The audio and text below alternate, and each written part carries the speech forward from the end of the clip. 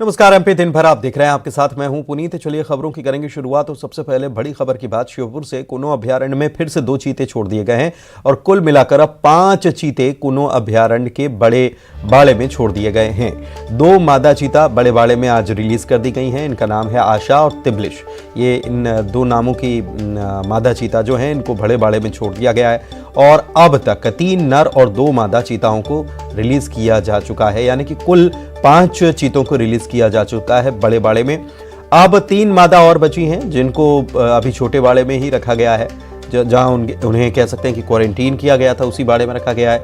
अब उन्हें फिर से उनको भी कल रिलीज किया जा सकता है, बड़े बाड़े में छोड़ा जा सकता है। वैसे आपको बता दें कि बड़े बाड़े में एक थोड़ा चिंता का सबब ये एक खूंखार तेंदुआ बना हुआ था, लेकिन आज ये खबर भी रात की खबर आई है कि बांस की सीढ़ियों पर चढ़कर वो तेंदुआ भी वहां से निकल गया है, जो बड़ा बाड़ा है उससे बाहर निकल गया है। तो ये चीतों के लिए जो खतरा माना जा रहा था वो टल गया है और अब चीतों को बाड़े में कोई खतरा भी नहीं है।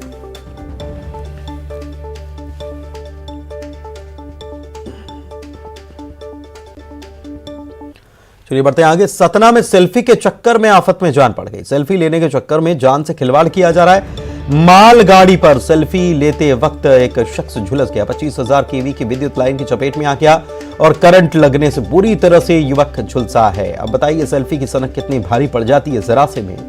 ये इस खबर के जरिए आप समझ लीजिए, अपने साथियों को भी समझाइए, अपने बच्चों को समझाइए, युवाओं को समझाइए कि सेल्फी लेने की सनक थी इस पर। मालगाड़ी पर चढ़ गया, ऊपर सेल्फी ले रहा था और करंट की चपेट में आ गया। सतना जिला अस्पताल में इस युवक का इलाज जारी है।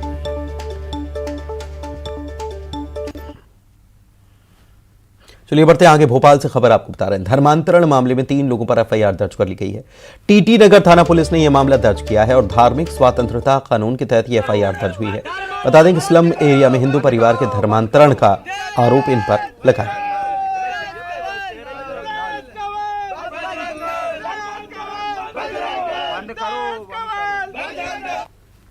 भोपाल से बड़ी खबर बता रहे हैं। गुजरात चुनाव के बाद दिल्ली के एमसीडी चुनाव में भी मुख्यमंत्री शिवराज सिंह चौहान पहुंचेंगे, क्योंकि उनकी डिमांड है। जी हां, सीएम शिवराज सिंह चौहान की डिमांड है, इसलिए दिल्ली के एमसीडी जो इलेक्शन हो रहे हैं इसमें भी चुनाव प्रचार करने वो पहुंचेंगे। एमसीडी के चुनाव में बीजेपी के लिए प्रचार करते नजर आएंगे।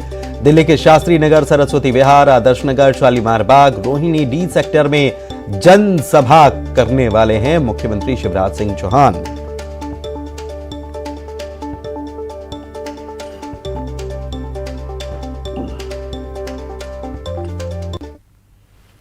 उधर राहुल गांधी की भारत जोड़ो यात्रा के दौरान का एक वीडियो विवादों में है।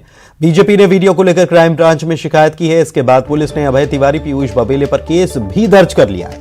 बीजेपी ने सोनिया गांधी, राहुल गांधी, प्रियंका गांधी, कमलनाथ, अभय तिवारी, पीयूष बबेले पर एफआईआर दर्ज करने की मांग की है और पुलिस से भारत जोड़ो यात्रा पर रोक लगाने की भी मांग कर डाली। इस यात्रा में पाकिस्तान जिंदाबाद के नारे को लेकर यह शिकायत की गई है कि इसमें आरोप है बीजेपी का कि इसमें पाकिस्तान जिंदाबाद के नारे लगे हैं।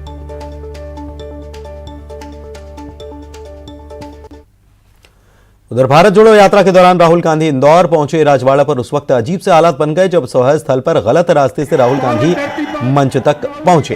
अब सीढ़ियां तो थी नहीं, ऐसे में राहुल गांधी और विधायक जीतू पटवारी को मंच पर मौजूद पुलिस और कांग्रेस कार्यकर्ताओं ने खींचकर मंच पर चढ़ा दिया। पावन धरती पर राहुल जी का स्वागत, पावन धरती पर राहुल जी का स्वागत, पावन धरती पर राहुल जी का स्वागत।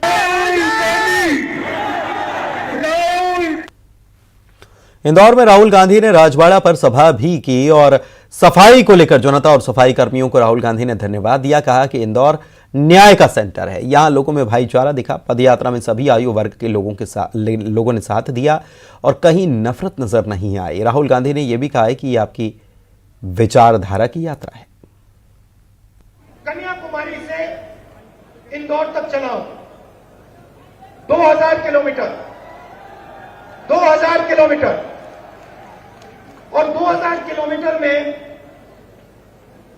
मैं 8 घंटे और हम सब 8 घंटे आपकी बात सुनते हैं, बोलते नहीं है, 2-3 सवाल पूछते हैं, मगर आपके मन में जो है उसको समझने की कोशिश करते हैं। हमारी कांग्रेस की सरकार आएगी, मैं उनसे कहना चाहता हूं इस चीज के बारे में आप सोचिए कि जो अमेरिका के लिए शिकागो रोल प्ले करता है, वही हिंदुस्तान के लिए इंदौर रोल प्ले करे।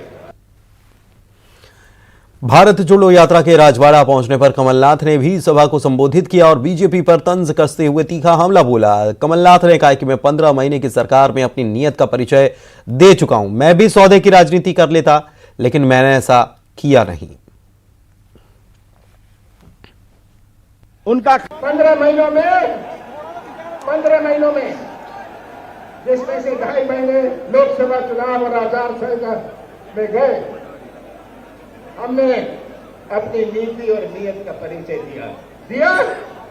आप सब जानते हैं कि कैसे हम आगे बढ़ना शुरू करें। मैं भी सौदा कर सकता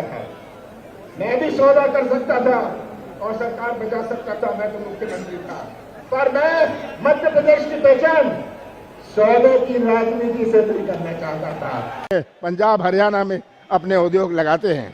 मध्य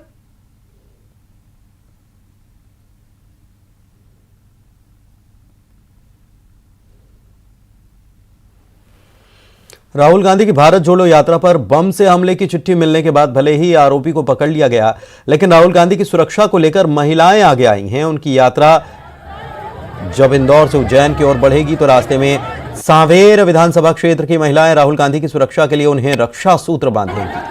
कांग्रेस के वरिष्ठ नेता प्रेमचंद गुड्डू की बेटी और महिला कांग्रेस की प्रदेश महासचिव रीना सेतिया बौरासी ने बताया कि सांवेर विधानसभा क्षेत्र में राहुल गांधी के पहुंचने पर क्षेत्र की महिलाएं उनका जोरदार स्वागत करेंगी।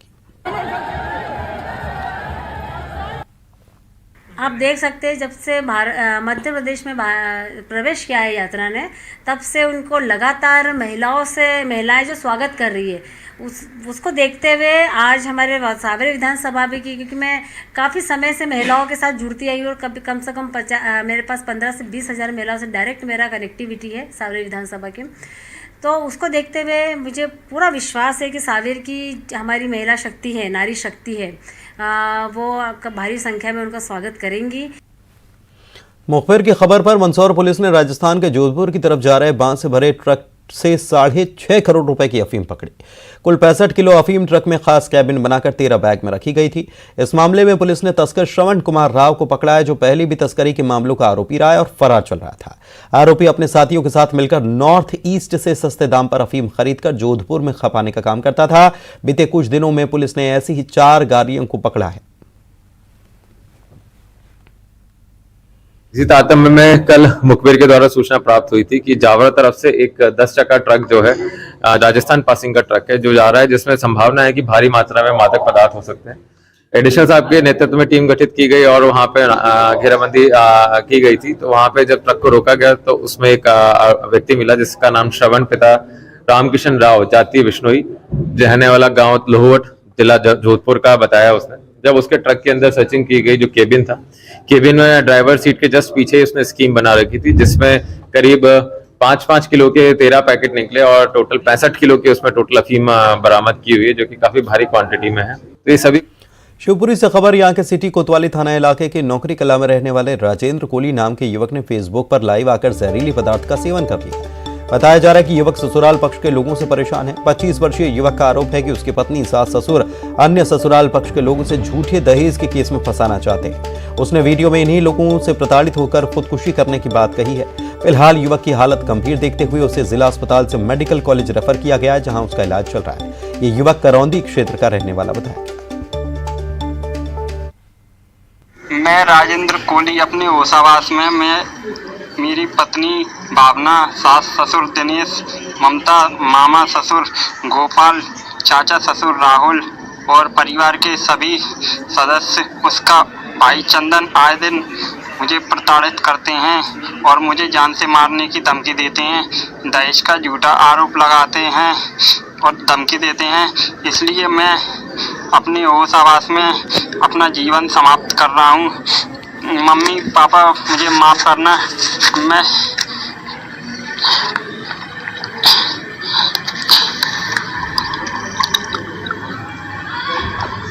मुझे इंसाफ चाहिए। सतना में पड़ोसी से बदला लेने के लिए एक युवक दरिंदा बन गया। पहले उसने पड़ोसी के 7 साल की बच्ची को अगवा किया, जंगल में दुराचार किया और फिर उसकी जान ले ली। 10 दिन के बाद जंगल से मासूम का कंकाल बरामद किया गया। आरोपी को पकड़ लिया गया। आरोपी को पत्नी के चरित्र पर संदेह था और पीड़ित पड़ोसी के साथ कई अन्य लोग उसकी पत्नी से मिलते थे। इसका बदला लेने के लिए उसने बाजार घुमाने के बहाने बच्ची को अगवा किया, जंगल में रेप किया और फिर हत्या कर दी। गिरफ्तार करके जेल भेजा जा रहा है। इस केस की विवेचना बहुत अच्छे तरीके से वैज्ञानिक साक्ष्य संकलन के आधार पर की जाएगी। पुलिस ये कोशिश करेगी कि ये मामला हम अदालत में साबित करने में सफल हों और कैपिटल पनिशमेंट, इसको फांसी की सजा पुलिस दिलाए, अभियोजन दिलाए, ऐसी हम लोगों की कोशिश रहेगी। उमरिया के बांधवगढ़ टाइगर रिजर्व में मादा तेंदुआ की मौत हो गई। अभी इसी हफ्ते बांधवगढ़ में 2 तेंदुआ शावकों की मौत हुई थी। अब तीसरे तेंदुए की मौत से प्रबंधन सख्ते में है। मौत का शिकार मादा तेंदुआ पार्क के परिक्षेत्र में घायल हालत में मिली। इससे माना जा रहा है कि आपसी संघर्ष में मादा तेंदुआ घायल हुई। इसके बाद इलाज के दौरान उसकी मौत हो गई। प्रबंधन ने पूरे प्रोटोकॉल के तहत उसका पोस्टमार्टम कराया और फिर अंतिम संस्कार किया।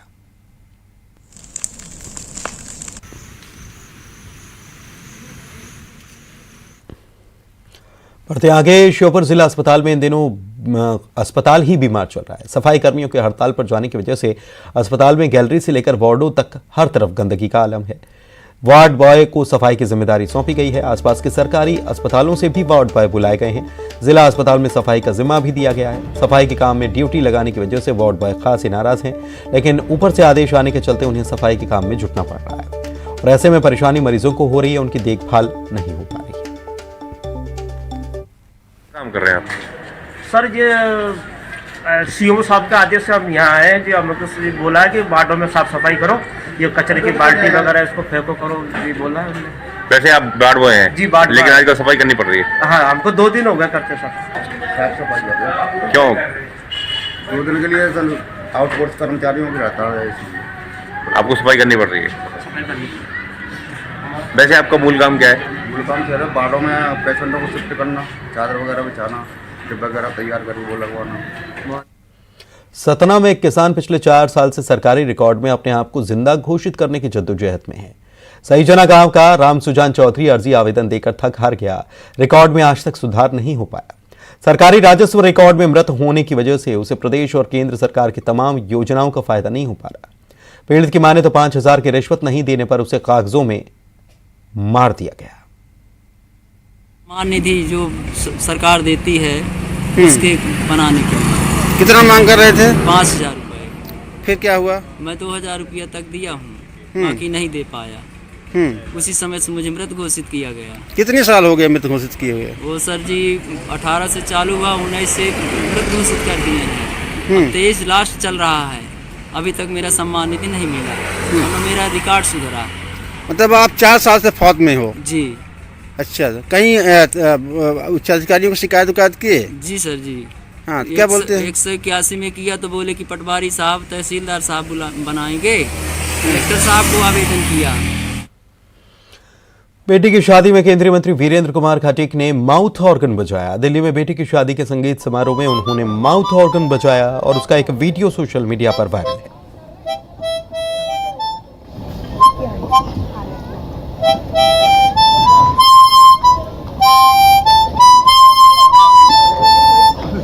आ जाओ, आ जाओ।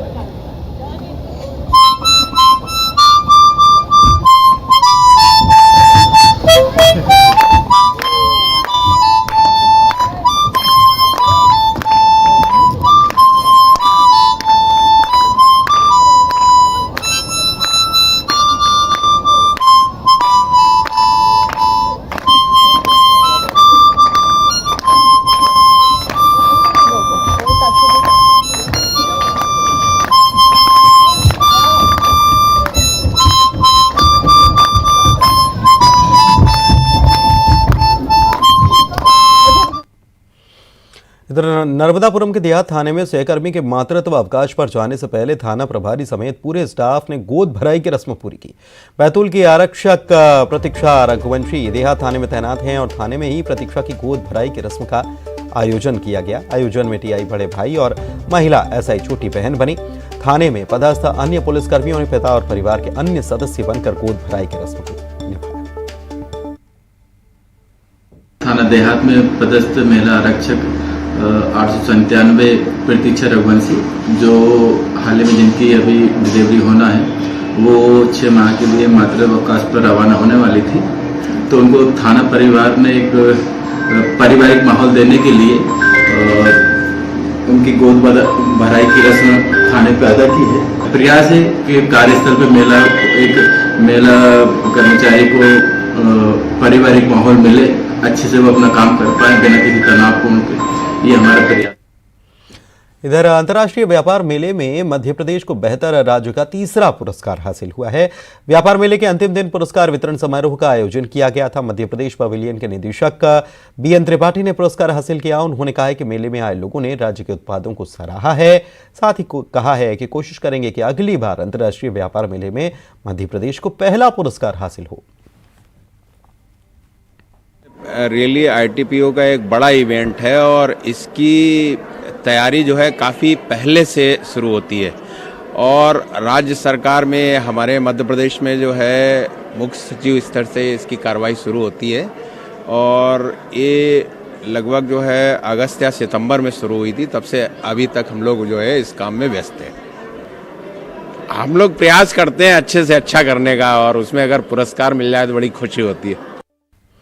बैतूल से बड़ी खबर आपको बता दें, शाहपुर बीएमओ के साथ महिला मरीज के पति ने बदसलूकी की है। घटना का वीडियो वायरल हो रहा है। बीएमओ को लगातार धमकाते हुए ये शख्स नजर आ रहा है। फूड पॉइजनिंग से दरअसल आपको बता दें कि महिला फूड पॉइजनिंग की शिकार हो गई और महिला का इलाज बीएमओ कर रही है। डॉक्टर ने शाहपुर थाने में शिकायत दर्ज करा दी है। आरोपी अब फरार बताया जा रहा है। शाहपुर के सामुदायिक स्वास्थ्य केंद्र की घटना है। पूरा घटनाक्रम देखिए कि क्या चल रहा है यहाँ पर।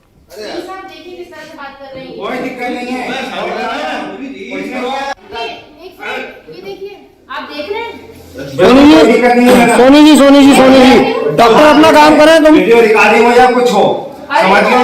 आप अपना काम करो, आप अपना काम करो, मेरे पर बहस मत करो, काम करो, समझ गए? 2 मिनट जो लगे ना ठीक है, समझ में मत देखो घूर के नौकरी कर रहे हो। अरे साहब देखिए किस तरह से बात कर रहे हैं। कोई दिक्कत नहीं है, ये देखिए आप देख रहे हैं सोनी जी डॉक्टर अपना काम करें, तुम वीडियो रिकॉर्डिंग हो जा। माना जाता है कि पिछले विधानसभा चुनाव में कांग्रेस को किसान कर्ज माफी के ऐलान का बड़ा फायदा हुआ।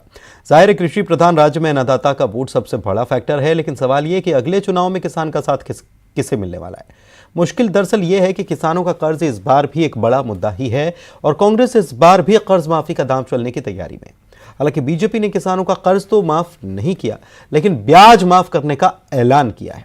लेकिन क्या इतना काफी होगा? सरकार यह भी कह रही है कि आप पैसा भर दो, ब्याज माफ है, लेकिन पैसा तो भर दो। देखिए रिपोर्ट। मध्य प्रदेश में चुनाव सिर पर है और कर्ज न चुकाने वाले किसानों की संख्या 12 लाख के करीब है। सवाल ये है कि 12 लाख डिफॉल्टर किसान क्यों कर्ज नहीं चुका रहे, जबकि सरकार ब्याज में छूट का बड़ा ऐलान भी कर चुकी है।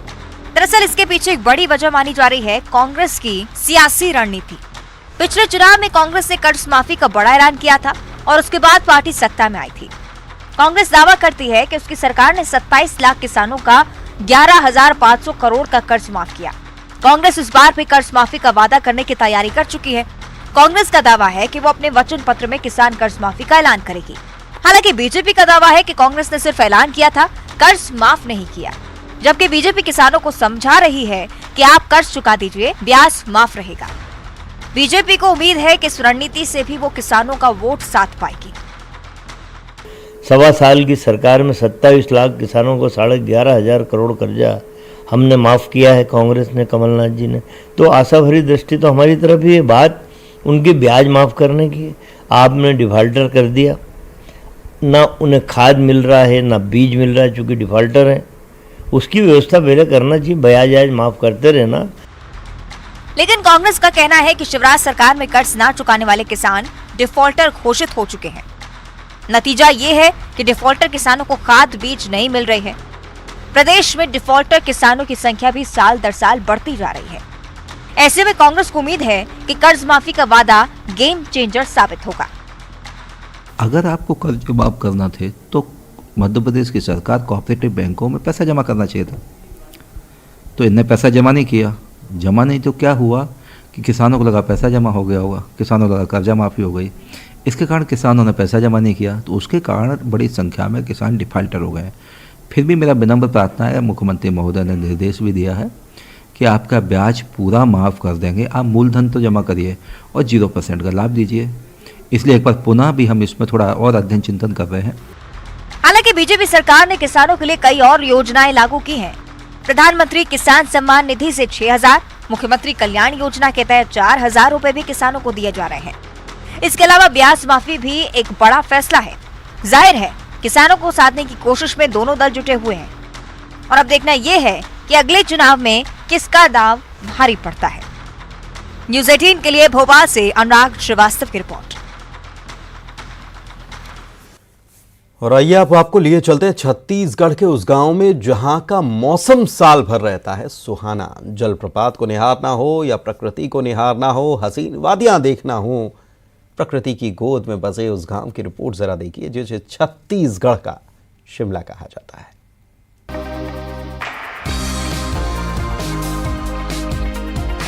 अंबिकापुर से करीब 55 किलोमीटर दूर ऊंची ऊंची पहाड़ियों और घने जंगलों से घिरा हुआ इलाका मैनपाट, दूसरे शब्दों में कहें तो छत्तीसगढ़ का शिमला, जहां सर्दियों की तो बात छोड़िए, गर्मी में भी मौसम सुहाना रहता है। जलप्रपात देखना हो या निहारना हो हसीन वादियों को, मनोरंजन से ओतप्रोत करने वाली टूरिस्ट प्लेस जहां सैलानी बरबस खींचे चले आते हैं। यहाँ पे सबसे तो सुंदरता ने बहुत मोह माया, मतलब अच्छा लगा और स्वच्छ बहुत है ये, और यहाँ पे मतलब वेदर पॉल्यूशन फ्री है। जैसा सुने उससे ही अच्छा अधिक कर पाया। हम लोग मैनपाट घूमने आए अंबिकापुर। मैनपाट के बारे में सुने थे, बहुत अच्छा है और साफ सुथरा है, छत्तीसगढ़ का शिमला है और सही में यहाँ आके ऐसा ही लगा हमें। मैनपाट के बारे में आपको बताएं तो ये छत्तीसगढ़ के सरगुजा जिले का एक छोटा सा गाँव है। ये अपनी प्राकृतिक सुंदरता और सार के कारण छत्तीसगढ़ के शिमला के रूप में जाना जाता है। मैनपाट से महज 5 किलोमीटर की दूरी पर प्रसिद्ध बिसर पैनी है, जो नदी के ऊपर पानी के बहाव के लिए जानी जाती है। वहीं महज 7 किलोमीटर की दूरी पर टाइगर पॉइंट भी है। इन खूबसूरत नजारों को देखने के लिए हर कोई बेताब रहता है। कहते हैं कि एक समय था जब यहाँ बड़ी संख्या में बाघ पानी पीने के लिए आते थे। समय बदला तो अब ये प्रदेश का बड़ा टूरिस्ट प्लेस बन गया है। देखिए, मैनपाट चूंकि ठंडा स्थान है और शिमला के नाम से जाना जाता है। चूंकि टाइगर पॉइंट में पहले टाइगरों का आना जाना था ही, विशाल मतलब घनघोर जंगल था। आज वहाँ पे सैलानियों का आना जाना, पर्यटन स्थल को बढ़ावा देना, ये वहाँ का थोड़ा ज़्यादा करके साधन सुविधा हो जाने पे लोग का आवागमन बढ़ा है, काफ़ी ज़्यादा महत्वपूर्ण है और ज़्यादा लोग आ रहे हैं। जैसे पहले 2000-3000 के आसपास आते थे, इस समय 5000 से 10,000 के बीच में सैलानी आ रहे हैं। और जैसे मान लीजिए दिसंबर का महीना आएगा, जनवरी के फर्स्ट वीक तक लोगों का आवागमन और पर्यटकों का आना ज़्यादा हो जाता है, जिसमें 10,000, 15,000, 20,000 तक भी लोग एक महीने में आते जाते हैं। छत्तीसगढ़ के शिमला कहे जाने वाले मैनपाट में जो अपनी खूबसूरतियों के लिए जाना जाता है, इन दिनों जो सैलानी है वो यहाँ पर आना शुरू हो गए हैं। सैलानी यहाँ पे तमाम जो क्षेत्र हैं, जैसे टाइगर पॉइंट है, दलदली है, यहाँ पर पहुँच रहे हैं और मनमोहक सौंदर्य का आनंद ले रहे हैं। श्रवण कुमार महान, न्यूज़ 18 छत्तीसगढ़, अंबिकापुर। कुदरत की एक गलती की सजा रतलाम का मासूम बच्चा भुगत रहा है। कुछ लोग इसे भगवान का रूप कहते हैं, कुछ लोग देखकर डर जाते हैं, लेकिन सामान्य लोगों के बीच रहकर भी ये बालक स्पेशल है। देखिए ये रिपोर्ट और मुझे दीजिए इजाजत। नमस्कार।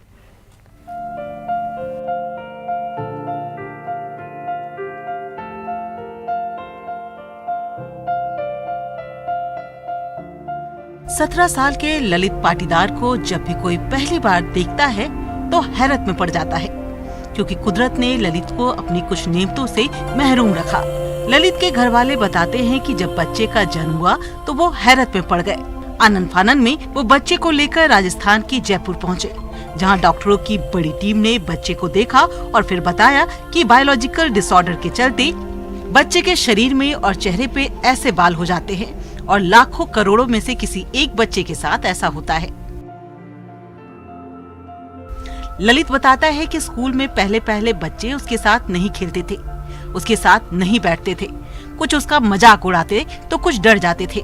लेकिन जब स्कूल के टीचर ने उनको समझाया तो जो बच्चे कल उसका मजाक उड़ाते थे, डरते थे, आज वही उसके बेस्ट फ्रेंड हैं।